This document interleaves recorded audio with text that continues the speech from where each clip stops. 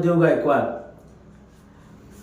आता होणाऱ्या जिल्हा परिषदेच्या निवडणुकीमध्ये मी क्रमांक 1 वर मसनीवर क्रमांक 1 मध्ये हत्तीच्या चिन्हावर उभा आहे आणि या बहुजन समाज पार्टीनं माझ्यावर विश्वास टाकून परम आदरणीय बहीणकुमारी मायावतीजी तसेच आकाश आनंदजी यांनी माझ्यावर विश्वास दाखवून माझ्या सर्व जिल्ह्याची टीम आणि विधानसभेची टीम यांनी माझ्यावर विश्वास दाखवून मला या ठिकाणी एबी फॉर्म दिला आणि आपले सेवा करण्याची संधी दिलेली आहे।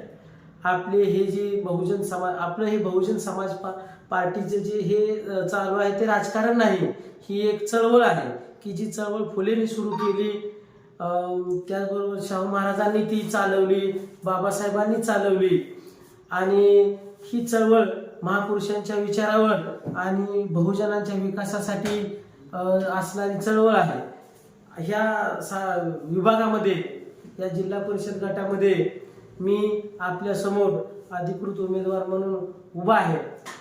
मी जर निवडून आलो बांधवांनो तर आपल्या गटामध्ये जे काही जिल्हा परिषदच्या शाळा आहेत, सरकारी दवाखाने आहेत, सरकारी ज्या काही गोष्टी आहेत लोकांच्या हिताच्या त्या अधिक मजबूत करेल।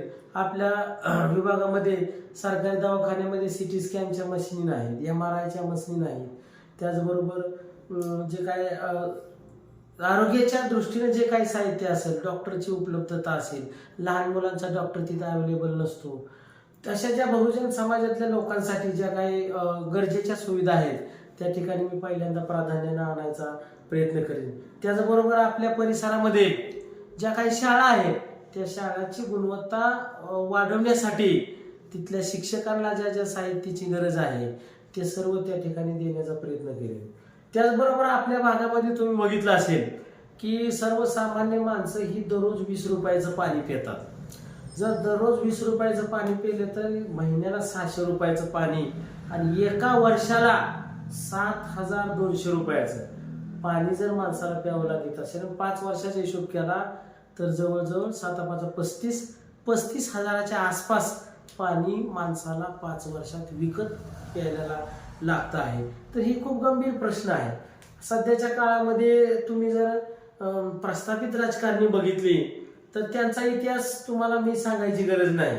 जे पहिले घड्याळावर होते ते आता कमळावर गेले, जे कमळावर होते ते आता घड्याळावर गेले, पण ज्या लोकांनी कमळाचा म्हणून ज्याला मत दिलं, ज्या लोकांनी घड्याळाचा म्हणून ज्याला मत दिलं त्या लोकांनी काय करायचं, त्या लोकांनी इमानदारी केली आणि ज्यांना इमानदार लोकांनी मतदान दिलं त्या लोकांनी बेईमानी त्यांच्याशी केलेली आहे। त्या लोकांनी आता जागृत झालं पाहिजे। उद्या भविष्य काळामध्ये हे जर तुमच्या मतावर अदलाबदली करू शकतात, हे जर तुम्हाला फसवू शकतात तर ह्यांचा मालक आणि ह्यांचा आबा ही सुद्धा बदलू शकते। भविष्य काळामध्ये अभिजित पाटील भाजपमध्ये जाणार नाही कशावर, आणि गेला तर लोकांना त्याचा आश्चर्य वाटण्याची गरज नाही, कारण ह्या सध्याच्या राजकारणामध्ये कोण कुणाचा विरोधक आहे हे कळायला मार्ग नाही। म्हणून स्वच्छ चारित्र्याची बहुजन समाज पार्टी आपल्या समोर एक चांगला पर्याय असेल। मागच्या काळामध्ये हे जे मालकाचे गुलाम आहेत ते मालकाचे गुलाम आपल्या समाज बांधवांचं जेव्हा मराठा समाजाचं आंदोलन चालू होतं तेव्हा त्यांना त्यांच्या समाजाच्या बांधवांच्या आंदोलनामध्ये जाण्याची लाज वाटत होती। त्यावेळेला मी नितीन गायकवाड बहुजन समाज पार्टीच्या वतीनं मराठा समाजातल्या गरीब मराठ्यासाठी मी त्या आंदोलनाला पाठिंबा दिला होता। ज्या वेळेला ओबीसी समाजाचं आंदोलन चालू होतं त्यावेळेला सुद्धा जी आता जी ताई कोणची आहे ती ताईला लाज वाटत होती आणि तिच्या बापाला बी लाज वाटत होती त्या आंदोलनात उतरायला। त्याने खुलेआम जातीवाद केला आणि एका समाजाला प्रमोट करण्यासाठी त्यांनी एका समाजाला पाठिंबा दिला आणि ओबीसी समाजाला नाराज केलं। ते ओबीसी समाज अजून विसरलेला नाही, त्यामुळे ओबीसी समाज जरी शांत असला तरी योग्य वेळेला त्याची किंमत ओबीसी समाज त्यांना दाखवणार आहे। आणि तुम्ही एकाच माणसाला एकाच लोकांना परत परत किती वेळा संधी देणार? 5व्यांदा 6व्यांदा ज्यांचे बापजादे निवडून येऊन म्हातारे झाले, आता त्यांचे लेक आणि त्यांचे नातू, मग बहुजनांनी काय करायचं? तर बहुजनांनी त्यांच्या छत्रांच्या उचलायच्या का? आता तसं होणार नाही। ह्या मराठा बांधवांवर सुद्धा अन्याय केला प्रस्थापित राजकारणी लोकांनी। इथल्या गुळम्याने काय करायचं, इथल्या व्यवहाराने काय करायचं, इथल्या काळ्याने काय करायचं. हिथं दुसऱ्याला मतदान, हिथंही दुसऱ्याला उमेदवारी देऊ शकले असते, परंतु ही यांची राजकीय पोळी बांधण्यासाठी ह्यांना किती खावं ते सुद्धा कळत नाही. आणि नेहमी ह्या बांधवांनी, ह्या प्रस्थापित लोकांनी ह्यांच्याच गरीब मराठा समाजावर पहिल्यांदा अन्याय केलेला आहे. ही त्या लोकांना लक्षात आलेलं आहे. त्यांचं माझं बोलणं चालू आहे, परंतु काही लोक समोर येत नाहीत. त्यांना समोर आला तर त्यांना धोका वाटतो, परंतु त्यांचं माझं बोलणं झालेलं आहे आणि ते मला मदत करणार आहे. मला बरेच लोक विचारले तुमच्या मागं कोण आहे. माझ्या मागं 85% बहुजन समाज आहे. या देशातला 85% बहुजन समाज हा बहुजन समाज पार्टी सोबत आहे. इथला SC ST OBC आणि मायनॉरिटी 100त 85 आम्ही आहे. होऊ शकते. बाबासाहेबांच्या हातीचा विजय आता बहुजन समाज पार्टीच्या माध्यमातून या भागात होणार आहे. इथला बहुजन समाज जागृत झालेला आहे, फक्त बोलत नाही. त्यांची वाचा, त्यांची भाषा नितीन गायकवाड असणार आहे. त्यामुळं बहुजन समाजातल्या लोकांनी माझ्या पाठीमागं उभं राहायला काही सुद्धा अडचण नाही. प्रस्थापित लोक जे आहेत ती वारंवार दुसऱ्याला पर्याय म्हणून कधी जनतेच्या समोर आणत नाही. 7वी 5वी कितव्यांदा दादा तुम्हाला पाहिजे आणि कशासाठी पाहिजे. जर आम्हाला संधी मिळाली तर कदाचित, आम्हाला जर संधी मिळाली तर कदाचित आम्ही बाबासाहेबाची लेकर आहे, ज्या बाबासाहेबांनी या देशाचं अर्थकारण चालवलं, समाजकारण चालवलं, राजकारण चाललं, त्या बापाचे आम्ही औलाद आहे. महाराष्ट्राचा ज्याला चाणक्य म्हणतात किंवा महाराष्ट्राची एक जादू तिथं म्हणतात, त्या बारामतीमध्ये बहुजन समाज पार्टीचा हत्ती त्यांच्या छाताडावर लाद देऊन निवडून आला. जर बारामतीत होऊ शकते, पवाराच्या बारामतीत होऊ शकते, तर करकम जिल्हा परिषद गटात का होऊ शकत नाही. हे नक्कीच होणार आहे.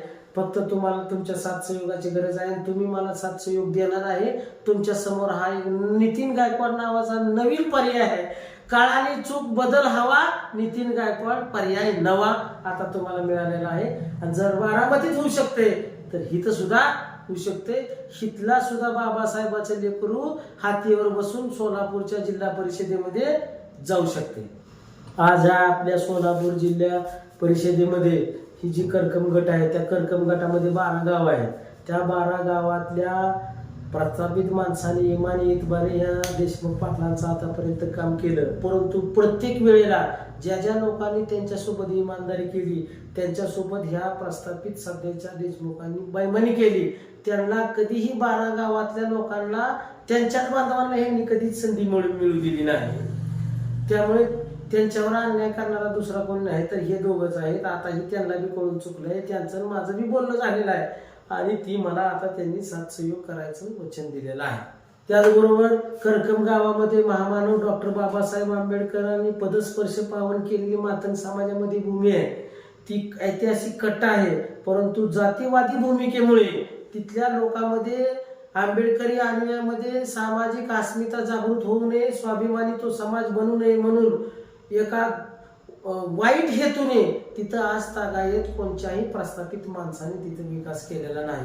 परंतु मी जर त्या ठिकाणी गेलो, मी जर निवडून आलो तर बाबासाहेबांच्या विचाराला साजस असं भव्य दिव्य स्मारक मी त्या ठिकाणी उभा करेन. त्या स्मारकाचा सर्व तज्ज्ञ लोकांच्या माध्यमातून, तज्ज्ञ इंजिनियरांच्या माध्यमातून मी आराखडा काढलेला आहे. मी जर बाबासाहेबांचा हाती घेऊन झडपीत गेलो तर पहिल्यांदा आंबेडकरी समाजाची अस्मिता असणाऱ्या त्या कट्ट्याचा प्रश्न सोडवीन आणि भव्य दिव्य असं स्मारक त्या ठिकाणी तुम्हाला बघायला मिळेल. तर करकम जिल्हा परिषद गटातील आणि गणातील सुज्ञ आणि तज्ज्ञ मतदार बांधवांना मी विनंती करेन की मी नितीन महादेव गायकवाड बहुजन समाज पार्टीच्या हत्तीच्या चिन्हावर उभा आहे.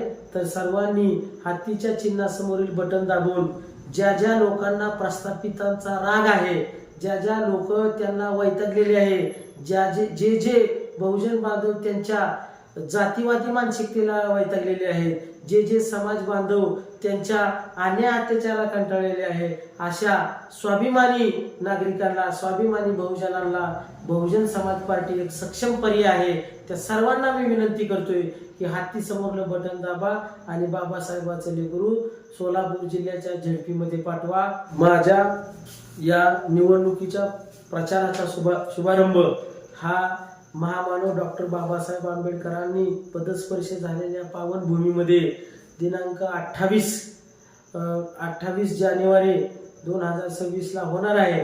त्या ठिकाणी सर्वांना विनंती करतो की प्रचाराच्या शुभारंभाच्या कार्यक्रमासाठी सर्व बहुजन बांधवांना मी विनंती करतो की त्यांनी त्या ठिकाणी उपस्थित राहणार आहे. लवकरच माझ्या प्रचारासाठी बहुजन समाज पार्टीचे महासचिव सन्माननीय काळूरामजी चौधरी साहेब, त्याचबरोबर ज्यांनी या महाराष्ट्रामध्ये बाबासाहेबांच्या हातीचं नाव घेऊन बाबासाहेबांच्या हातीचा विजय होऊ शकतो, बाबासाहेबांच्या विचाराचा विजय होऊ शकतो हे दाखवायचं काम केलं, त्या कुमारी संघमित्रा काळूराम चौधरी या सुद्धा माझ्या प्रचाराला येणार आहेत. त्याबरोबर बहुजन समाजाचं नेतृत्व व ओबीसीचं नेतृत्व सन्माननीय हाके सर हे सुद्धा माझ्या प्रचाराला येणार आहेत.